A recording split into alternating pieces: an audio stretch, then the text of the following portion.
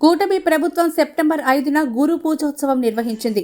ఈ సందర్భంగా రాధాకృష్ణన్ గురించి మాట్లాడిన బాబు, ఆయన మా జిల్లాలోని రేణిగుంట స్కూల్లో పనిచేసినట్లు తాను విన్నానని అన్నారు. ఆపై ఏయూకి వైస్ ఛాన్సలర్గా, ఆపై ఉపరాష్ట్రపతి, రాష్ట్రపతిగా సేవలందించారని అలనాటి జ్ఞాపకాల్ని గుర్తు చేసుకున్నారు సీఎం చంద్రబాబు.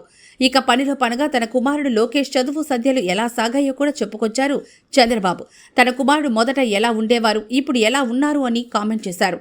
మామూలుగా అయితే రాజకీయ నాయకుల పిల్లలు పెద్దగా చదువుకోలేకపోయేవారని, కానీ లోకేష్ అలా కాదు, బుద్ధిగా చదువుకొని స్టాన్ఫోర్డ్ స్థాయికి మెరిట్ ద్వారా వెళ్లారు. అక్కడి నుంచి world bank, Singapore, CM office వంటి చోట్ల పనిచేసే రేంజ్కి ఎదిగారు. ఇదంతా ఆయన స్వయం కృషే. లోకేష్ని ఈ విధంగా తీర్చిదిద్దడంలో ఆయన తల్లి భువనేశ్వరి పాత్ర ఎంతో ముఖ్యమైందని అన్నారు సీఎం చంద్రబాబు. సరిగ్గా అదే సమయంలో తాను లెక్చరర్ కావాల్సిందని అన్నారు. తన వర్సిటీలో ఈ దిశగా వైస్ ఛాన్సలర్ అడిగారని, అయితే తాను ఎమ్మెల్యేగా పోటీ చేస్తున్నట్టు చెప్పానని అన్నారు.